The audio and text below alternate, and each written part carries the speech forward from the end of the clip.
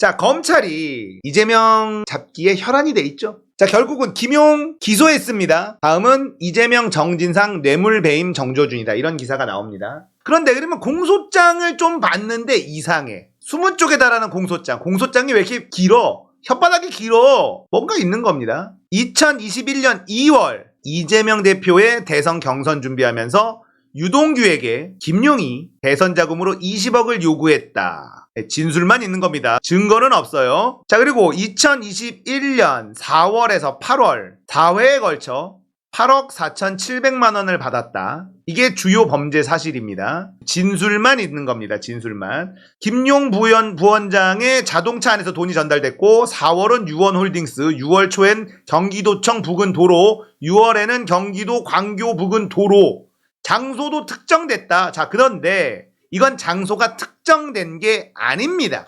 해당 공소장에는 8억 4,700만 원의 구체적인 대선자금 용처에 대한 기재되지 않았다. 공소장엔 이재명 대표와 정 실장의 공모관계는 적시되어 있지 않다. 공모관계를 설명하기 위한 과정에서 이름은 수차례 언급된다. 공소장에 이재명한테 돈이 갔다라는 이야기가 없고요. 근데 이재명이라는 이름이 계속 언급이 돼요. 자, 여기에 누가 있다? 한명수 조작한 그 검사가 여기에 붙어 있습니다. 돈의 사용처를 계속 수사한다는 계획이다. 돈의 사용처를 다 파악해야 확실한 증거가 있어야 기소를 하는데 일단 기소하고 보는 겁니다.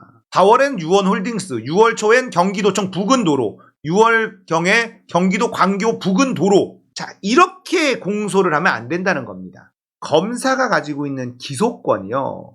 기소라고 하는 행위는 주권자인 국민의 자유를 억압할 수 있는 행위이기 때문에 검찰은 충분한 수사를 통해서 그 사람의 유죄가 확실할 때에 기소를 할 수 있어야 됩니다. 그렇기 때문에 공소장은 육하 원칙에 따라서 명확하게 적혀 있어야만 돼요. 그런데 지금 이 공소장, 김용을 기소하겠다는 이 공소장에는 범행 일시, 위치 일정하게 정확하게 육하 원칙에 따라 공소장이 만들어지지 않았다는 겁니다.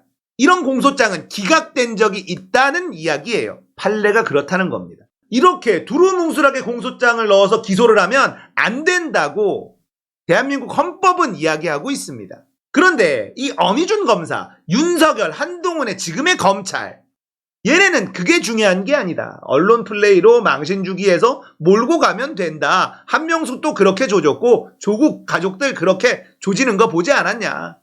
헌법 정신 우리에게 중요한 건 그게 아니다. 이거거든요. 이 공소장은 완전 엉터리입니다. 뇌물죄를 특정하려면, 자, 그리고 이 뇌물죄로 기소를 할 수 있으려면 어떻게 해야 되냐. 유동규가 진술을 했어요. 그 진술을 토대로 수사를 해요. 자, 4월 유원홀딩스 4월 며칠입니까? 언제쯤입니까? 그러면 4월 며칠 몇 시 유원홀딩스 CCTV 돌려보고 거기에서 유동규와 김용이 만난 적이 있는지 확인해보고 6월 초에 경기도청 6월 초 며칠입니까? 다 확인하고 수사해보고 확실한 증거가 있을 때 기소를 하는 거예요. 그게 기소라는 겁니다. 그렇지 않으면 기소하면 안 되는 거예요. 그런데 지금 엄희준이 지휘하고 있는 이 검사들은요, 4월에 유원홀딩스에서 돈 줬어요. 6월 초에 경기도청 부근 도로에서 돈 줬대요. 6월 즈음에 경기도 광교 부근 도로에서 돈을 줬대요.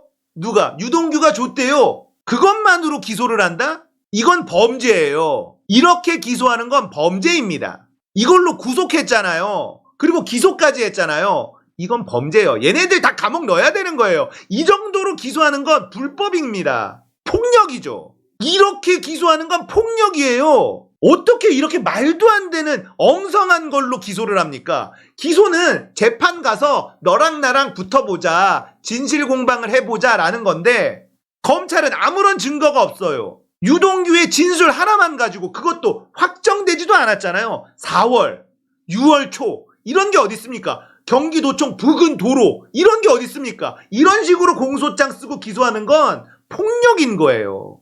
이 정도로 부실하게 하면 검찰 감옥 보내야 되는 겁니다. 직권 남용이에요. 세상에 이런 공소장은 존재해서는 안 되는 겁니다. 자, 이러면 어떤 일이 벌어지느냐? 4월에 유원홀딩스에서 돈 안 받았다는 증거를 대시오. 이딴 재판이 일어납니다. 무죄 추정의 원칙이 사라지고 피고가 무죄를 입증해야 되는 재판으로 흘러간다고요. 조국 전 장관, 정경심 교수의 재판이 그렇게 흘러갔습니다. 최강욱 의원의 재판이 그렇게 흘러갔어요. 검찰이 유죄를 입증해야 되는 거예요. 그런데 피고가 무죄를 입증 못하면 유죄. 이건 말이 안 되는 겁니다. 지금의 공소장은 그런 식으로 재판을 끌고 가겠다는 그런 흔적이 보이는 거죠. 우리가 깨어 있어야 되고 알아야 되고 조금씩 공부해야 되는 이유가 그런 거예요. 이 공소장이 얼마나 말도 안 되는지 우리가 알아야 된다고요. 그런데 언론에서 이걸 비판하지 않으니 사람들은 야 4월 달에 유원홀딩스에서 돈 줬대잖아.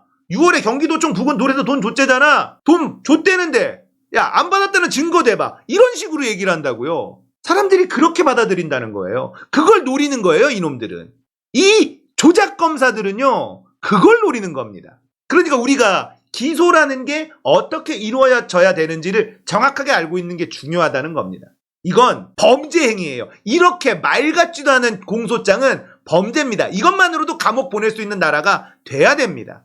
세상에 이런 식으로 공소장을 쓰는 검찰이 있습니까? 있어서는 안 되는 거죠. 절대. 증거가 없다는 뜻이잖아요. 검찰이 제대로 수사를 안 했다는 뜻이잖아요. 진술만으로 기소했다는 뜻이잖아요. 마지막으로 이 건에 대해서 정리해 드릴게요. 검찰이 기소를 하려고 했으면 유동규의 진술을 토대로 수사를 했어야 됩니다. 4월 며칠 유원홀딩스 CCTV 찾아보고 6월에 며칠 경기도청 부근 도로 어디 CCTV 찾아보고 유동규와 김용이 나타났다 만났다 증거 확보하면 기소해야 되는 거예요. 그 증거 확보 못했으면 기소하면 안 되는 겁니다.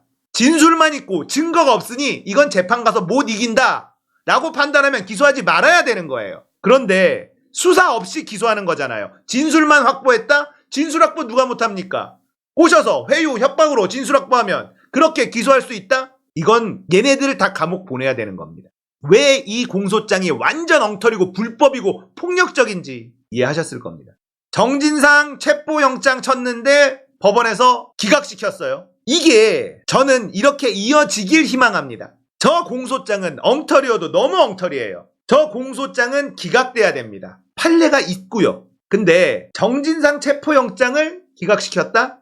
저 공소장, 저 엉터리 공소장을 본다? 그리고 윤석열이 하는 짓거리를 본다? 대한민국 법원도 정신 차려야 됩니다. 지금 얘네들이 무너지고 있는 신호라고 봅니다. 판사들이 시녀였는데 체포영장 기각했잖아요. 저 공소장, 김용 부원장의 공소장 기각시키면 시녀인데 시녀도 도저히 못 따라가겠다는 거예요. 우리 판사들인데 우리 권력의 시녀는 맞는데 윤석열 너는 도저히 못 따라가겠어. 이렇게 될 가능성도 있다는 겁니다. 이 신호가 우리가 바라는 그 신호이기를 간절히 바랍니다. 이재명까지 엮으려고 하는데 지금 안 엮이고 있어요. 못 엮습니다. 실패!